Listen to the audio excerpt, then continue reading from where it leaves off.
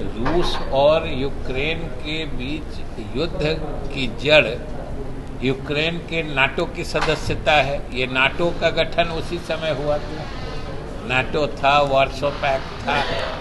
तो इस तरीके से जब दुनिया दो गुटों में बटी हुई तो दुनिया भर के विकासशील देशों ने, उनकी संख्या 125 के आसपास थी, तो 125 देशों के द्वारा मिलकर एक गुट निरपेक्ष आंदोलन चलाया गया कि हम न किसी के साथ नहीं हैं, और एक मजबूत ताकत बन के पूरे दुनिया के अंतर्राष्ट्रीय पटल पर ये 120 देशों का जो संगठन बना, उसने दमदार अपनी उपस्थिति बनाई थी।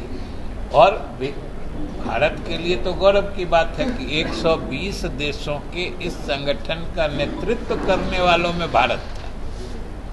तो इसको तो भारतवासी को ये इतिहास जानना चाहिए, हमने सिर्फ यही कहा है। और हमारा मानना है कि ये सभी भारतवासी को जानना चाहिए।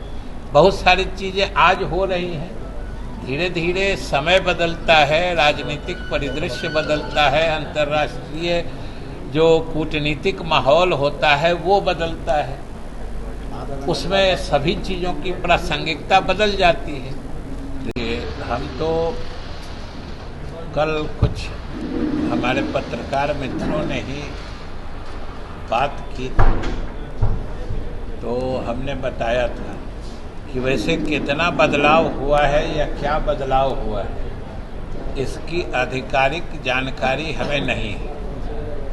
न राज्य सरकार या शिक्षा विभाग को इसकी सूचना दी गई है। वैसे भी वो CBSE है, केंद्रीय माध्यमिक शिक्षा बोर्ड है, उनका अपना पाठ्यक्रम होता है जिसमें बदलाव करने को वो स्वतंत्र हैं या उनके अधिकार क्षेत्र की बात होती है। लेकिन जो बातें प्रकाश में आई हैं कि चाहे पुराना मुगल काल के जो उपलब्धियां हैं मुगल काल की, उनको कम करने के लिए या उनके वर्णन को छोटा करने की बात हो, या फिर आधुनिक काल में जो शीत युद्ध के बाद जो गुट निरपेक्ष आंदोलन चला था उसको पाठ्यक्रम से अलग करने की बात हो, तो हमने ये कहा या हम लोगों का मानना है कि ये अच्छी बात नहीं है। अच्छी बात नहीं है इसलिए कि आखिर वो हमारे इतिहास के अभिन्न हिस्से। इतिहास होता है, इतिहास की कुछ घटनाएं हमें अच्छी लग सकती हैं, कुछ घटनाएं हमको बुरी लग सकती हैं, लेकिन इतिहास तो इतिहास है।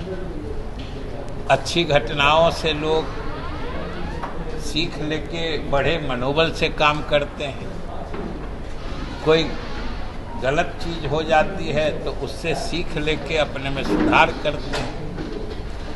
तो ये हमने ये कहा कि भाई अब जैसे मुगल काल की बात, उसके इतिहास या उस जमाने की उपलब्धियों को हम कमतर कैसे कर सकते हैं। इस देश में जो कोई भी बाहर से आता है तो पहली चीज़ देखने जाता है तो ताजमहल जाता है, लाल किला देखता है, जामा मस्जिद देखता है, कुतुब मीनार देखता है।